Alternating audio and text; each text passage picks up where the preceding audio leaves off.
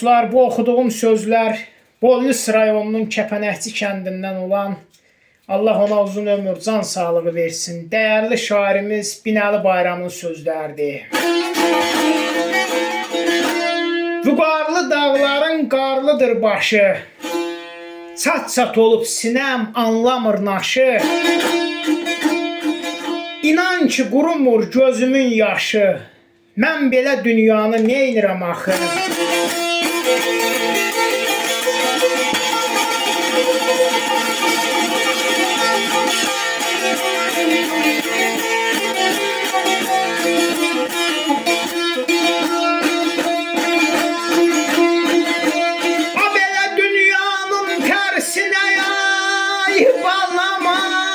Balama balam, elə dönübdür çarxı,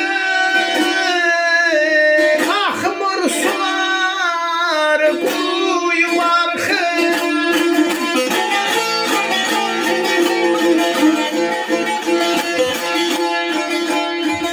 Elə taxtından salıbdır ay, ləlləy ay, ləlləy lələ, Sultanı Şahı. Mən belə dünyanı neynirəm axın, aman ölürəm, tərlan ölürəm.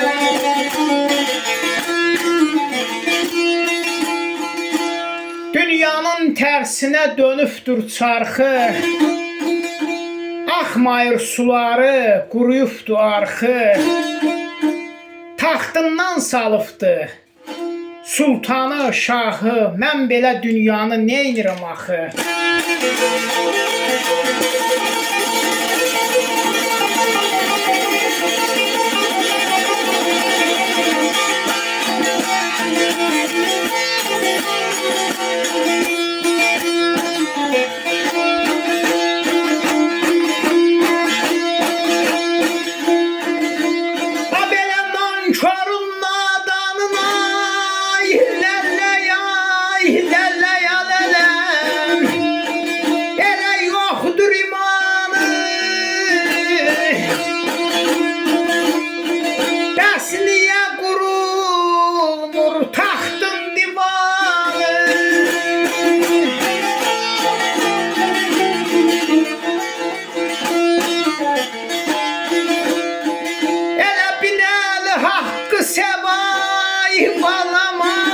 Balama balam, Allah tanır,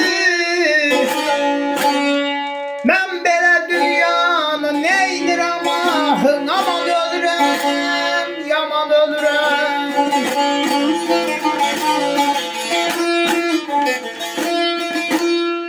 Nankorun nadanın yoxdur imanı, bəs niyə qurulmur haqqın divanı? Binəli haqqı sev, Allahı tanı. Mən belə dünyanı neynirəm axı? Mən belə dünyanı neynirəm axı?